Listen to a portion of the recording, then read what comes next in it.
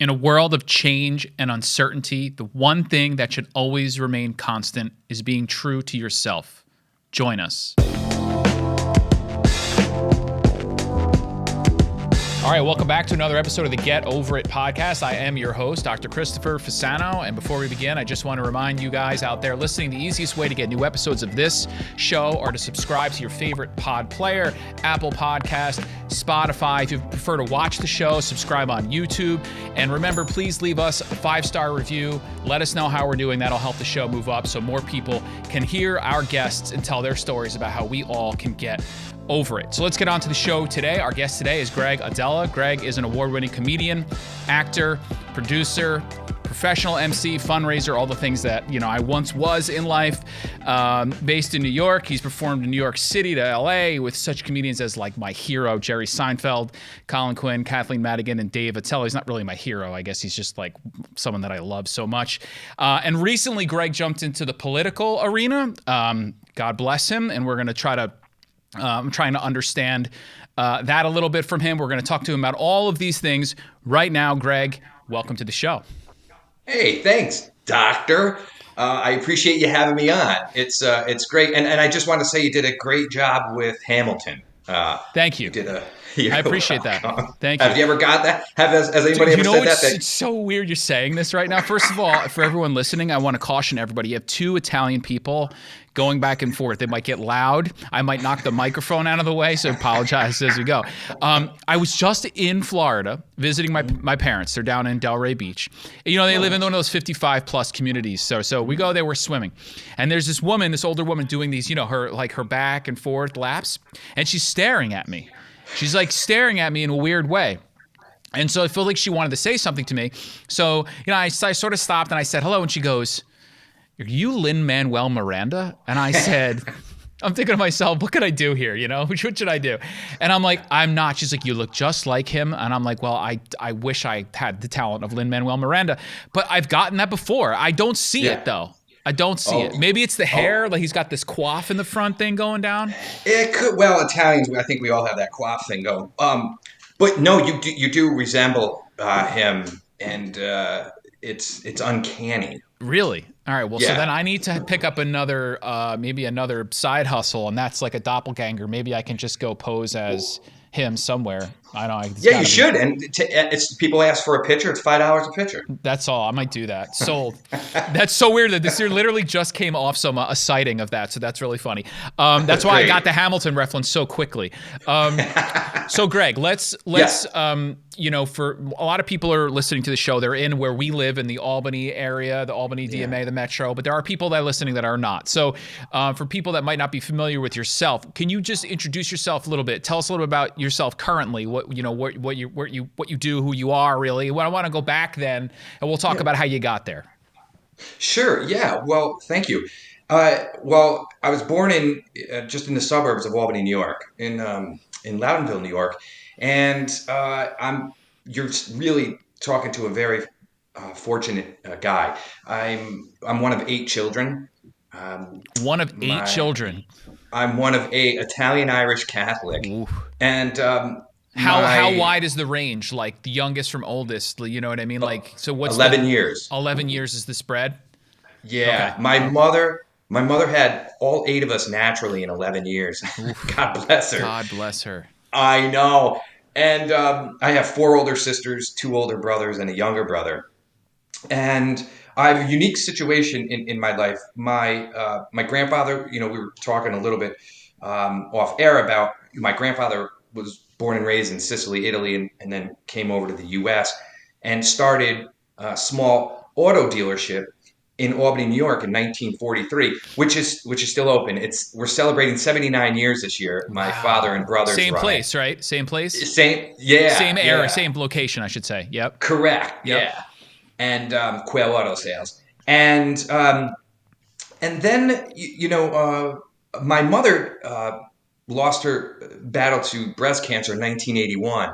And I'm sorry. My father, my parents were both 43 at the time. And you were how old, Greg? How old were you at the time? I was 7. You were 7. Okay. Yeah. And my father, and I've written about him in magazines, interviews him, I've brought him with me all over the states and for magazines, and I like to share my 20-year career with him because he really is truly amazing. You should actually interview him. He never remarried. He never smoked. He never drank. He never hit us. He put us through school. He married off my sisters, all while running the business. And that and I'll never forget this, Chris, because your study is this. When our mother died, my father gathered us together and said, "We'll get through this with three things, and that's love, teamwork, and humor." And we had such a great support system growing up with family, friends, neighbors, and that are still in our lives today. Mm-hmm. And it really made a soft landing for something that was very difficult. Now, as I grew personally, and I've written about this and talked about it in keynote talks, there were definitely struggles that I had internally. On the outside, it looked okay, but growing up, you're wondering, what the hell just happened? Right. And then I would expect nothing else. I mean, you wouldn't be human if you were not internally struggled, especially with experience like that. Right. Yep. Yes. And then it comes up, it ebbs and flows throughout life. But I always, and I can speak on behalf of my brothers and sisters with this, we always had a base to come back to that was supportive, positive, and loving. And if you think about that in today's terms, family life there's a lot it's just broken. Mm-hmm. And I don't take that for granted of what I had. And I still don't. In fact, my father is 83 years old and he still he calls and we talk to him every single day, all 8 of us. And it's very important to me because, as you know, being Italian we had Sundays where, Yes. Italian day, right? Yep. We had, church, and then my father cooked us breakfast, and then we went to my grandmother's house every single Sunday. And I think that, and I know that still happens in today's society, but I really think that fabric has been torn and stretched. And I hope that we can get back to those type of traditions, especially in the States, to show and to celebrate who we are, where we come from, and to not take that for granted. Greg, I'm sorry I interrupt you for 1 second. No, please. My grandfather, so my dad's side, so my grandma and grandpa on my dad's side, my dad has a lot of siblings, aunts and uncles. Together, I think there was like 24 cousins or something like that.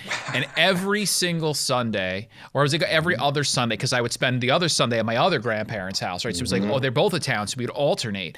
But like my grandfather passed maybe like 4 or 5 years ago. He was 91 when he passed, and we were reflecting back on all on that. And like you said, which I think is interesting, is that we don't have those Sundays like we used to anymore. Like with my brothers, we live in different places. It's a little bit of a different logistical setup. We try, we still get together. But when I think back about what was done, having 8 adults, 20 some odd kids, one woman, really, my grandmother, cooking for everyone every single Sunday. The amount of effort that took to maintain was incredible. Knowing now what it's like to be a parent, just to be like an adult.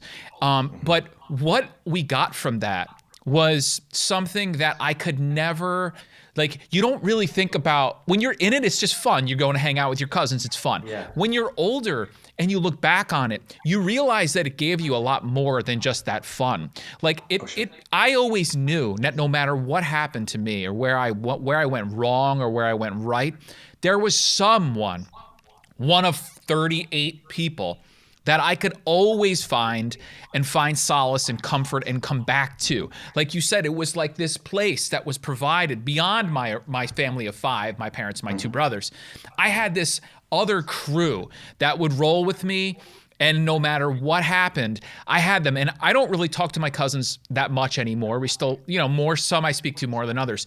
But I know I could pick up the phone at any time, and I could call them and I could say to them, listen, I need your help with something, and they would be there for me immediately. And it was all because of that foundation that they built for us. And I agree with you. I don't think we have that anymore. And I don't know if it's logistics or if it's just the importance is gone. I don't know where that lies, but sometimes I get frustrated in our own lacking in mind, you know? Well, it's funny because I've had that discussion before. And the three things with Sundays at my grandmother was this. It was fantastic. She always had a new joke every week. She would tell us, and this was every week, she would tell us to say yes to life, do what makes you happy. And I remember this. She said, you can do anything in this world. And here's what's something where she taught us, and it's something that I'll never forget. She taught us perspective this way. Seriously. She talked to us every week, either one-on-one or in groups, while we were talking or playing in the yard. And that house is still in our family, by the way, where my dad grew up. But she had said this. She would say, what happened with your mother is a horrible thing. It's sad, and we'll get through it. And she said this. She said, remember, there's always someone worse off in this world. And right, you're like, I didn't know how do you accept that as a 7-year-old? I couldn't even make sense of it. But as I got older and I reflected on it, and I espoused that in my talks or in coaching, that I said, well, damn, that is severe perspective. That gives empathy, understanding, the benefit of the doubt. Like when we're driving and someone, aggravates you driving and you're like, but you're like, you don't know what that person's going through. Correct. I always give that benefit of the doubt. And I know it goes back to, my grandmother and my father reinforcing that. So, and also, excuse me, one time after church, I was with, this is years ago, I was with one of my priest friends and some older gentlemen. We were just out. And he goes, this is why I feel what happened in this country is because Sunday is not sacred anymore. With everything open, it's become a Tuesday. So there's no day really of rest, and there's no feeling that this is a day where you should just sort of like go in, sort of be something, not, Exactly, because there's, first of all, in this world, there's too much stimuli. No human brain, as you probably know best, no, cannot it's not digest designed for that. Yes, correct. It's not. No, it's not. Too much. It's too much. So I do hope that, and things change and grow, and families, move and distant. But I think if you can even have that connection, and that's why even when, we talk to my dad every single day, we're drawn back into that feeling of a solid foundation and in a safe way, right. know? Yep. Yeah. I mean, I think that's really the word. There's a safety around thinking back to those days of coming together, because like I said, like I remember that even being like a teenager in high school, going through stuff teens think of, I still was going there on Sundays, and like I would always have it would be like a reset for me before my week. Going to grandma's house, going down on I remember the smell when I walked in the house. I remember the steps going into the basement. In fact, I was just talking to my cousin about this for Christmas time. There was no room. It was all of us. So we'd have to sit up the steps and watch people open up gifts. And like those memories are so strong, but they set us up. They set me up for trying to make sure my kid at least always understands that there is this family situation. And it matters. And it matters not just because they're your family, but it matters because life is uncertain and life is going to be throwing a lot of crap at you. And you need to know that there's a place to come back to. And it goes beyond just your mom and your dad. You have other people around. So like going along like with your story, you had this tragedy, this loss that affected you. You had a family to round you to sort of help you through. You mentioned your grandma with joke. And so like there was a lightness there. So your comedic venture Did that come from there? Did you have this? Did you explore comedy as a way to lighten and as a way to make, tell me how you sort of got into that comedic exploration. Was it just that you just enjoyed it, or did you find it as an outlet to explore, to like let yourself down a little bit? Well, I guess it encompasses all of that. So the genesis of that is, my father and my brothers and sisters have really quick wit. And, humor does heal, right? So we would watch, oh my gosh, growing up, obviously it was like cartoons and even something as silly as Tom and Jerry. It's really, cartoons are like acid for kids, right? Because you're like, how the heck did they do that? And Right, trying right, to right. figure it out, right? Colorful and And everything's running around. Yeah, yeah, yeah, and then like Wile E. Coyote falls off a cliff, but the next episode he's alive again. Like what? yeah. It's like crazy. But we watch like Three Stooges and just really fun stuff to take away from that. And then I started playing music in third grade. My grandfather played trumpet, and we had we had 7 instruments in the home. And so we played through school. So I played trumpet third grade through high school, and then I picked up guitar, harmonica, and drums to the day because it really means a lot to me. It's a gift from my grandfather, and it's an escape. In high school, actually it was in fifth grade. I'll never forget. My friends and I did a skit called The Wrong Brothers. And we would just tell jokes when we were dressed as hobos. I posted about it a few years ago because I found the picture. And then there was always something about, I guess, an escape, but where everyone felt good. So in high school, I was asked to host a couple of events like variety show, Battle of the Bands, Okay. and I really liked hosting. I really did.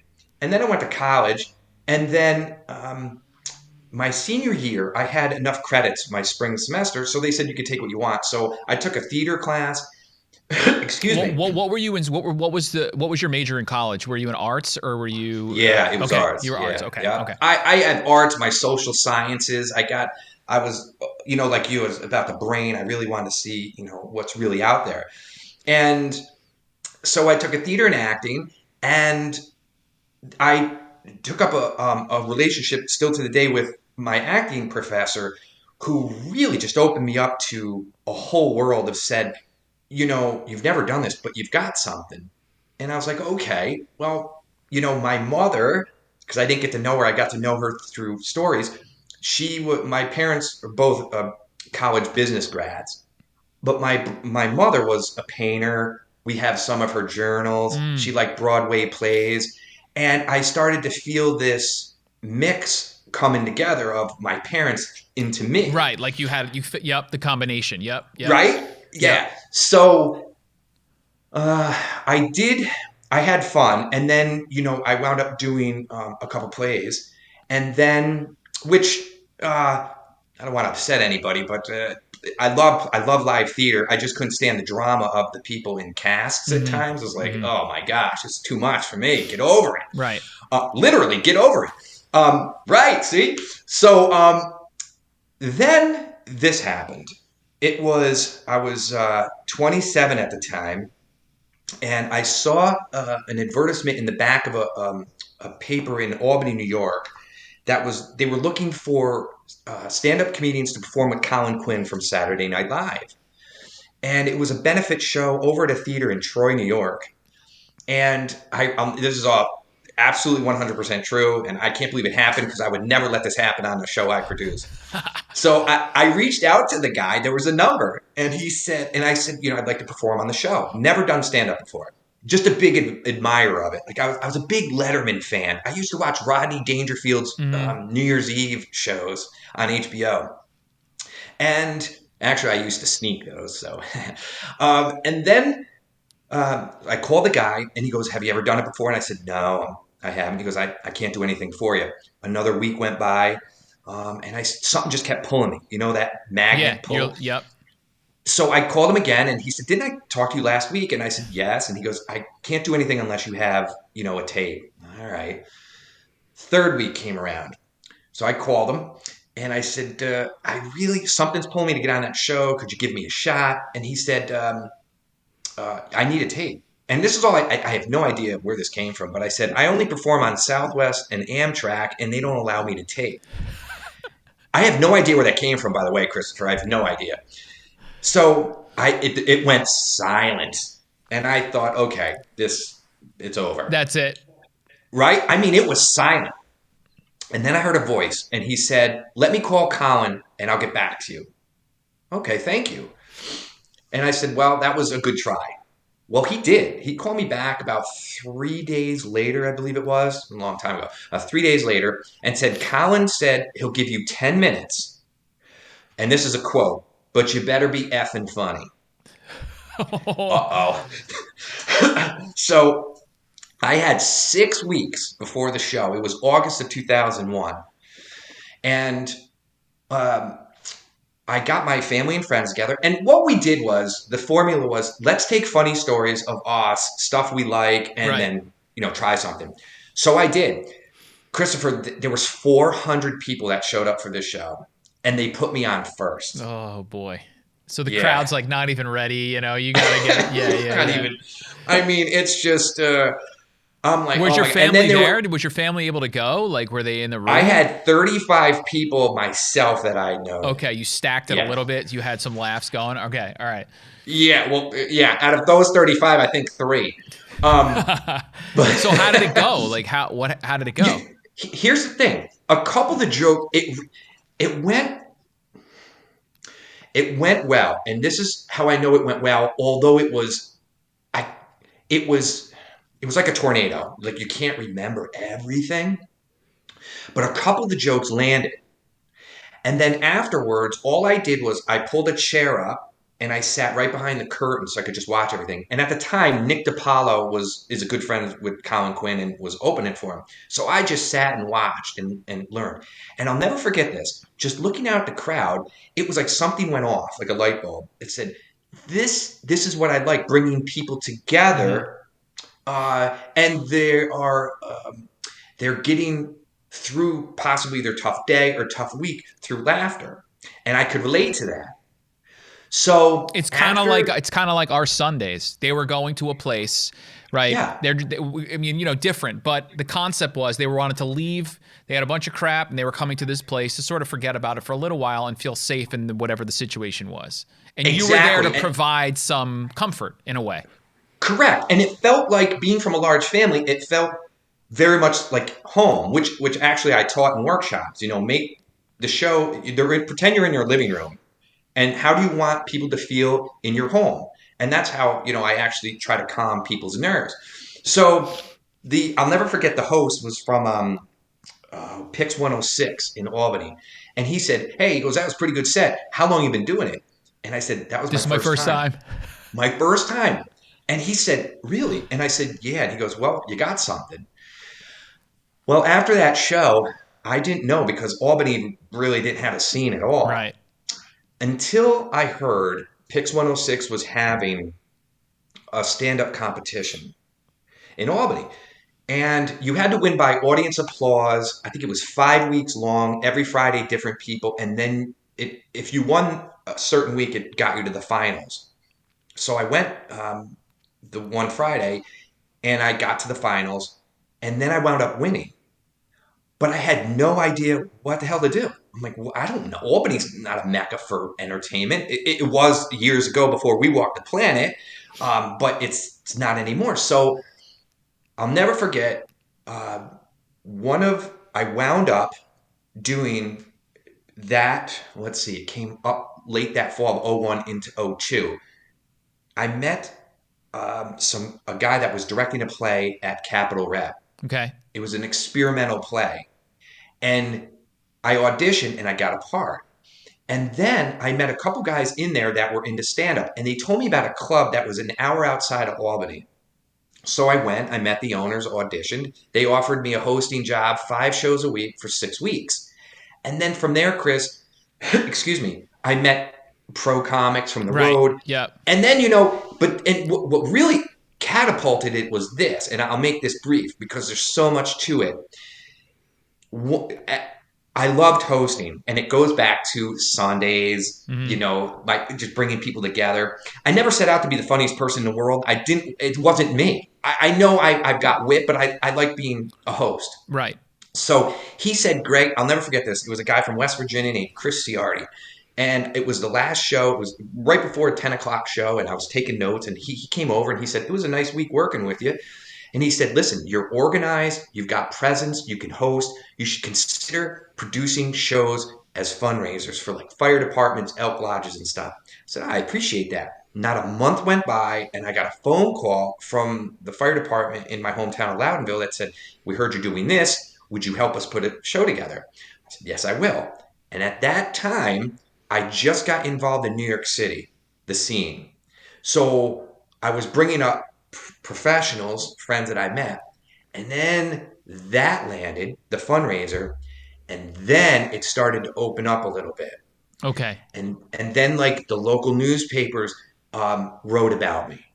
And then I got on my first radio show, which was a guy named Dan Lynch. He passed away, but he was so great to me. He invited me in, and I'd never been on the radio before.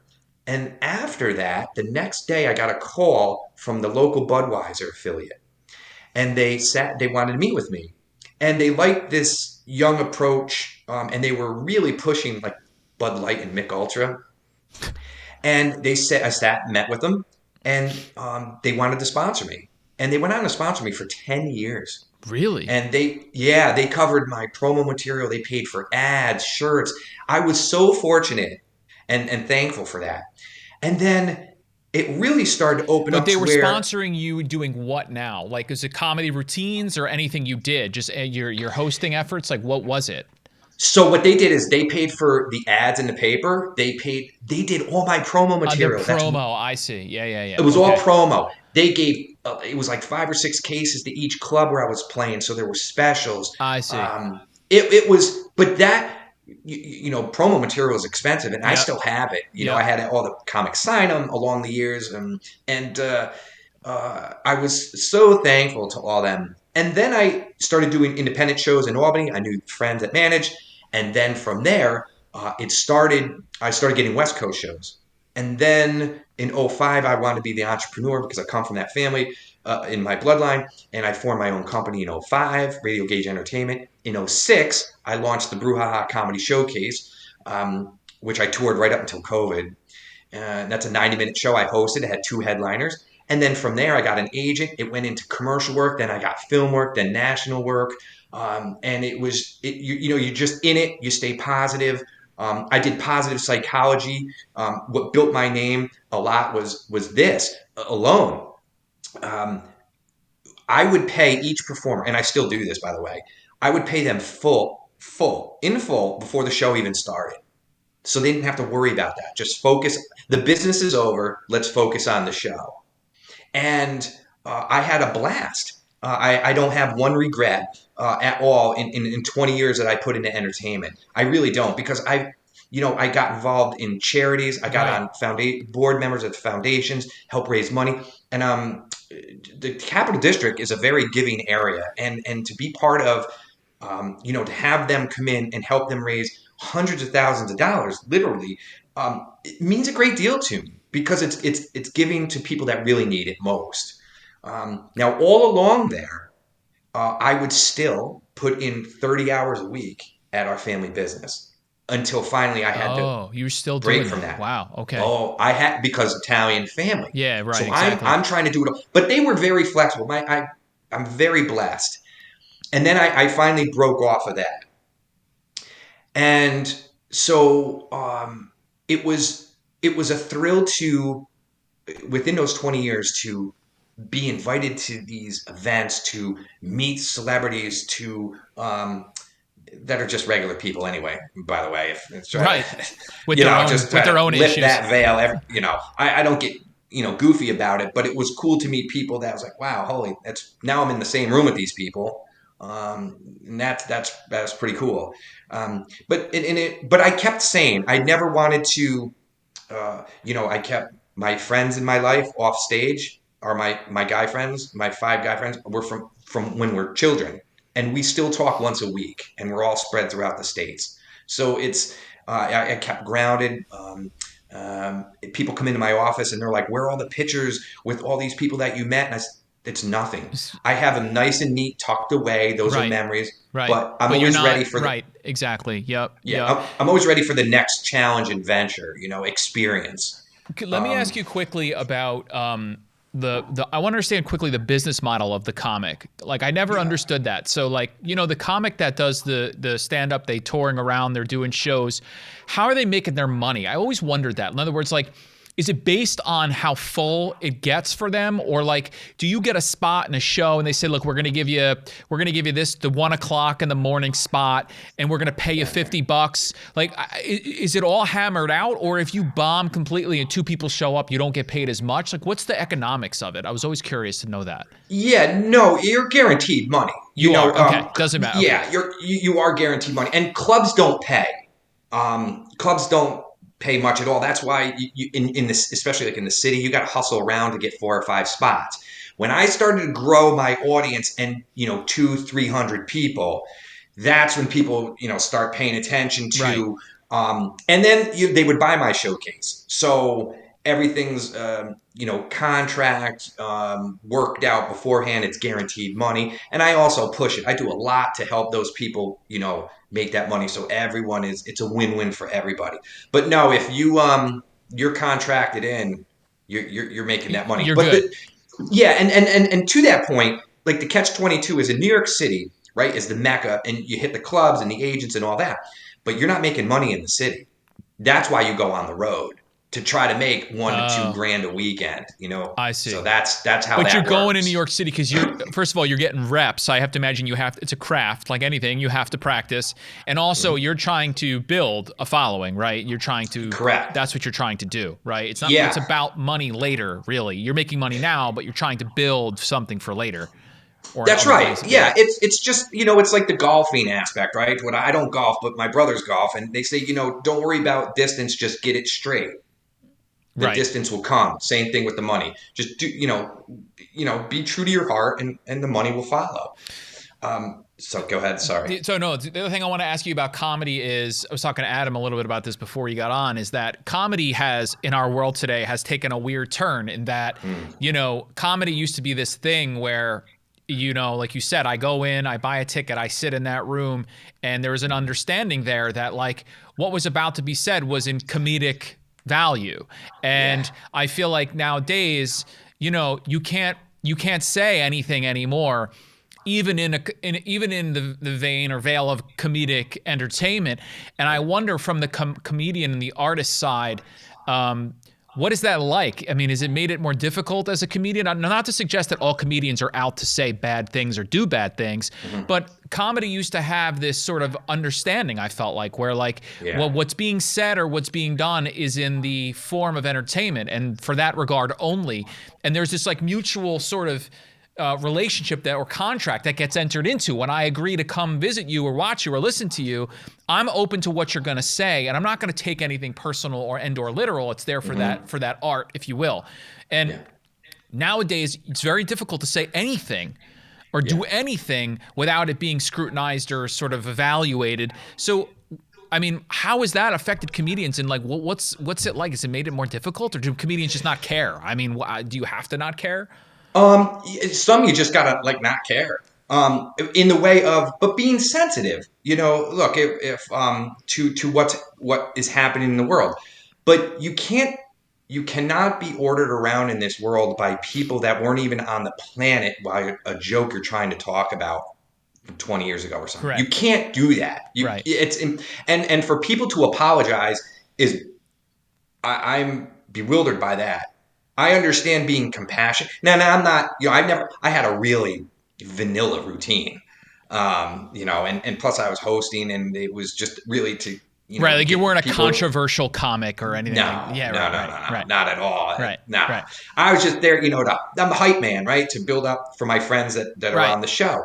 But when I do listen to like really successful top tier comics talking about, I don't know if I really want to go out anymore and do this, I go, that is not good for any type of society to not have that outlet or release of laughter, of understanding, of satire. Right. I mean, at some point, you got to say to people like, "Grow up."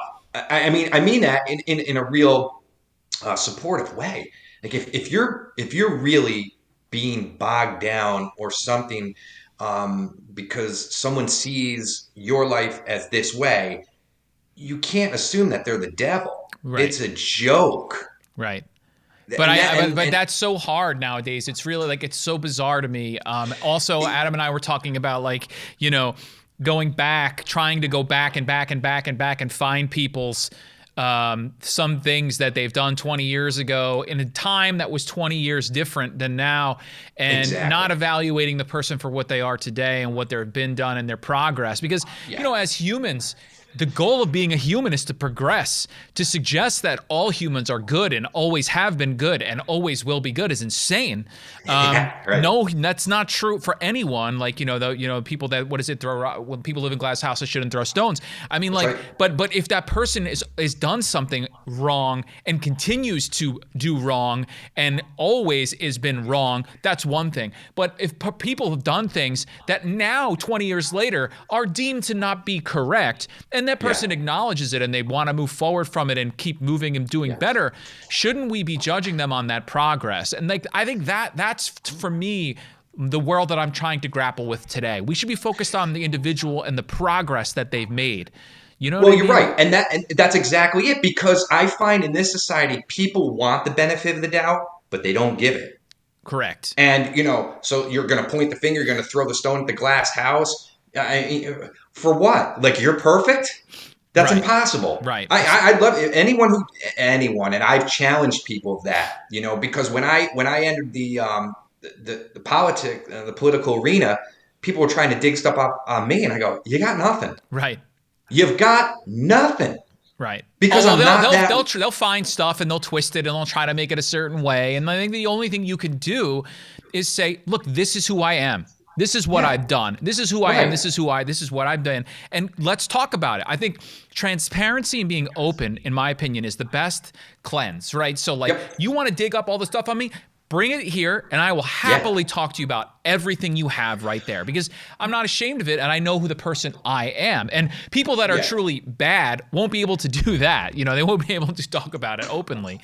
Yeah, and I agree with that. That's why I say bring it to me. But this world is full of keyboard warriors, I know. and they're ghosts, and some of these people are just meaner than evil, and they don't understand. They're so hypocritical, and there's a lot of people with hate in their heart. They want to be forgiven, but they won't I forgive. think, Greg, I think that's one of the major problems that we have. We're just too hateful. We're too Yeah. angry as a nation, as a society, and I think that's part of the problem. We're always trying to bring down or destroy, and we get some sort of like good feeling about that. And I don't know where Yeah. that came from. In fact, you mentioned being imperfect, like challenging to find the perfect person. I just did an episode. I host another show. It's a mental health show about mental health for kids. And Yep. the episode that just came out today was raising imperfect kids. And my message there is that you should instill in young people this concept that it's okay to be imperfect.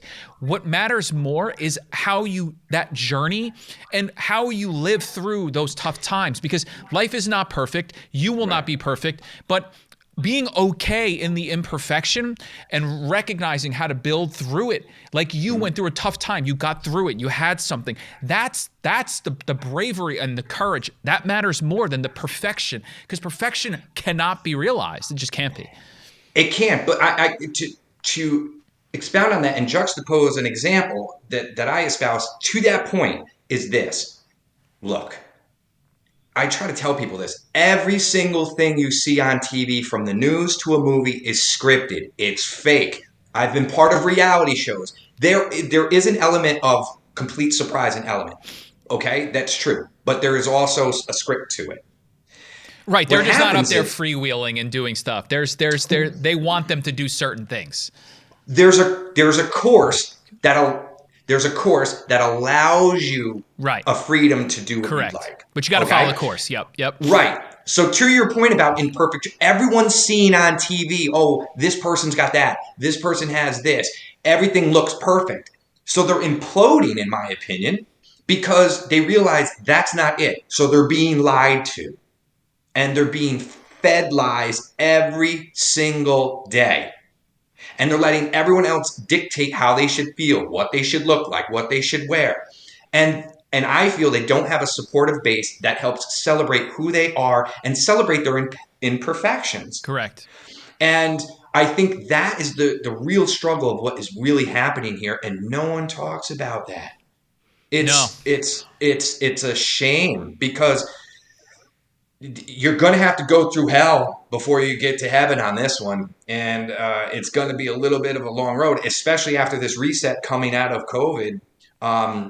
And I feel that I try to espouse positivity, that if this was a global reset, then dig deep within yourself and set this course. Because if you're here now and you made it, you got a second chance in life. And not too many generations and decades, the history of this world, get that chance. So don't blow it. Correct. I agree. I look back at this 2 years. My kids just went to school today without a mask for the first time in 2 years, nice. and I'm thinking back, and I'm like, you know what? So many things were done experimentally, social experiments that we would never want to do. What would happen if kids went to school from home? What would happen if if we masked kids? What happens if we all went home from work? All these things have happened.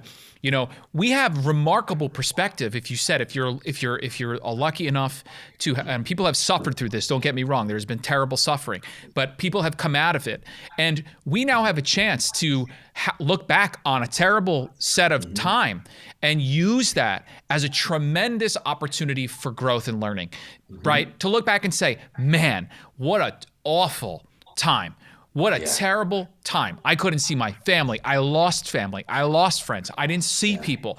What now? I'm back. How do I now want to live my life differently? And what can I do to use that as like a learning opportunity? And I'm trying to tell my son, I'm like, imagine, like, you don't even understand. When you get older, you're going to look back, you're going to be reading about what has happened here. As a once in a lifetime event that we've went through, that we got through. What have we learned from this? And I don't think people nowadays are willing to look at how to learn from hard. And it's sad. And I think, like you said, it's because we're so trained to be perfect and see what's supposed to be, and not willing to look at what's wrong or flawed and value the flaw. And so just looking at the time, because I want to get to this quick, like, what can you do to help change? Well, you can help with yourself. You can look inside. You can talk to people around you. You could get into politics and try to change it systemically. And so you made the decision that you wanted to try to jump into that arena. And just with a little bit of time, I want to understand, like, were you just at a point where you're like, I really want to try to do something? Like, where was that impetus? Did you, like, tell me about when you finally were like, I'm going to do this. I'm going to do it. Well, so where our business is located in Albany is in the West Hills section. Yep. And the West Hill is a very economically challenged place. There's a 19% high school graduation rate. There's great people there that want help. It's white, black, Asian, Puerto Rican. It's great. We have trust. We're out on the street. There's consistency, and that area has really gone down the tubes in the last 20 years. And but there's really good people there. And on my first, I've done a couple mission trips with the poor around the world. And my first one in Central America, I coined a term that I wrote about. And it's, I feel a lot in America, especially, that we're failing an open book test. The answers are right there. And we're just failing it, like day in and day out. So what happened with the genesis of politics was this. In 2018, 4 years ago, the first murder of that year in Albany occurred in front of our place. It was a drive-by. One of the stray bullets missed my dad's office by 7 feet. It hit the daycare next door to us. It was very scary. So I remember I was on the road for a show, and I got back to Albany. I told my dad, I said, look, I think I'm going to reach out to the administration, the mayor. Let's sit down. Let's talk this out. Extend the olive branch. What can we do even more? We've got to show the community and the capital district of, look, this is real and it's got to end. I sent an email, didn't hear anything for 3 months. Nothing. So I got my film crew friends together. I started documenting it with videos about what was going on and doing interviews. Well, that caught I'm everyone's sure that attention. got people's attention. Yep. It did. They in the papers locally, it nationally, And then you got a phone call, I'm sure. Did you and get? then I Yeah. got a call that day. And Yeah. and the mayor said it on the news. She goes, "We lost his email." And Mm. my retort was, well, if you're losing my email, what else is being lost at City Hall? Exactly. Well, Because it's your right. job to be on top Well, of you know where this. you are. Your family's been there forever. Come find me. It's exactly. Exactly. Right, right. So we finally met, and I said, and I still, even to the day, even through the campaign, I didn't go below the belt. I extended the olive branch because I'm staying to my message and I'm not getting mixed up in your mire. I'm not doing it. So all these hints have been going on for, 3 years at that point until last year. And then I really prayed on it. And then there was more drug activity. There was more shooting, more deaths in 2020 right on our block. And I said, all right, that's enough. I'm going to put my 20-year career on pause. I lived off what I saved, my 20-year career. For 15 months, I did that. And then I got a team together, advisors, a PR firm, people I trusted. And when I started putting out in the atmosphere, the Democratic people in Albany wanted me to become a Democrat. The Republicans wanted me to become a Republican. And I'm not. I'm an independent. I've been Right. that way since I And was, that's how you ran. You I'm ran as very an Me Too. independent, right? Yeah. Yeah. I'm sorry. You ran as an independent, right? I did. I Yep. did. And I'm staying true to myself. I said, I'm not going to flip flop and change, come hell or high water. And this is not about party. This is about people, period, for me. No matter where it goes, I'm going to get this message out. So I did, and it took off, and it was, and I espouse this to people and convey is just stick to your message no matter what it is in life, no matter what your occupation is. Just stay true to that, and everything else will fall into place. So I did, but it was tough in this way. I met, you meet people that are very, very bitter and angry, and I said, you're not getting involved enough. On the flip side, and the filthiness of politics, because there is such an aspect to where there's a lot of people that don't care. They are just ripping you off, period. But I met a lot of great people too. And I couldn't say everyone in politics because that'd be unfair, right? Right. But there were people telling me, get out of the West Hill. And I said, no, I'm going to focus on, because my mind works like it's a jigsaw puzzle. It's piece by piece, neighborhood by neighborhood, block by block. I stayed there. More people in the inner cities in Albany knew who I was, as opposed to the educated areas of Right. Albany. Right. Okay. And then the hard part was I did see my neighbor murdered by a drive-by last May. And, they interviewed me, all that. That was a horrific Oof. thing to see. I watched him die in front of me. And I can't imagine what the military folks go through, the police, the firemen, on a daily basis. Because it really, really is something that you can't get out of your head. And I just stayed to message. And you know what? At the end of the day, I got 17% of the votes, and I was 11 votes behind the Republican who had 2 endorsements of parties. And I knew it was going to be a win-win. Um, I lost 10 pounds because I slept about 4.5 hours a night because I took it seriously. Right. Yeah. You were doing I it. was in a, when you're in a relationship with someone and you break up, it's hard. Well, I was so serious about it that when I didn't win, it's like breaking up with 98,000 people. Right. Um, but I stay involved. Like I'm a community liaison for the police department. I help new recruits. I'll do anything I can when I have the time to to help out. And what really is sad though is, a lot of people, especially in Albany, these elected officials are such hacks and so weak that they don't even denounce crime. They don't denounce it. And you've got like people in the Ukraine, and I know it's 2 different stories, but in the way of, some of these officials and leaders, they're out there with They're out there guns. fighting. Right. Where they're out there fighting, and you can't get any of these hacks to, and I have to use that word because I was in it and I learned that they won't even defend it because they're afraid of what the party's going to say. I go, Right. it's I not know. about the party. So we could go on for an hour about that, but I know you got the sake of time. But it was a I have not one regret. I was gonna say, like, did Uh, you feel good when you were done? You felt good about everything you did, like, and you wouldn't go back on it, right? You really. well, that's the first question people ask. Like, what are you going to run for next? And I go, it took me 2 months till the second week of January to just unwind, To come to down get from the it. Yeah. yeah. It was that intense, which I don't mind. I'm an intense guy. I like to work, but I definitely feel good about it. There's no triggers. There's nothing negative because I stayed true to myself. And I think that, if, and I always said, if I can inspire people, even if the young students that are studying government or politics, political science, if I can inspire people to get involved, great, because that's what we need. Hmm. You got to have term limits, you got to have new blood, new ideas, and motivation will follow that way. And I think things will get done.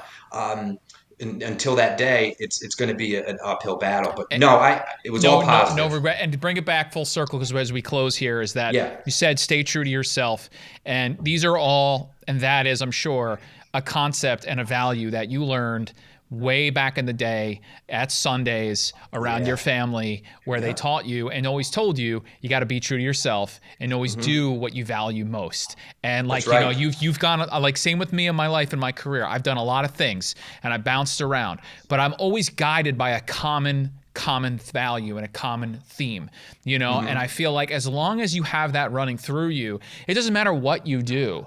If you're just true to what it is that you're here for, that can manifest in different ways. As a politician, as an entertainer, as a fundraiser, as a neuroscientist, as a Yeah. podcast host, it doesn't Yeah. matter. As long as you're Yeah. true to yourself, I think that's what comes through. And I think people will feel that in you. There's an energy. You have it. I can feel it through this camera. And I think that matters the most to people, because people nowadays more than ever want to know and feel real. They want to feel that there's a real and a trueness that's still out there that they can vibe with and engage with. I really do believe that. I agree. The world is screaming for authenticity, I totally agree. In a screaming world for that it. is just trying to make you think that everything is so real, but it's fake as hell, Yeah. people Yeah. want to feel that somebody is actually speaking to them genuinely with a real tone to that. So, unfortunately, we're out of time, Greg. I could keep going Yeah. with you, but Yeah. we gotta wrap it up. So,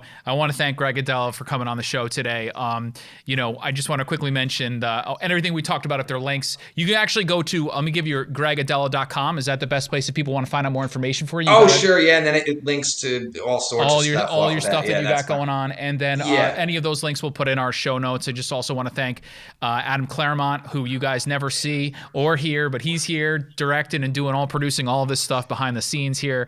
I want to thank Adam, and if you're looking for any more work with that, you can check out overitstudios.com and see what we can do for you guys. Greg, thanks so much, man. I really enjoyed it.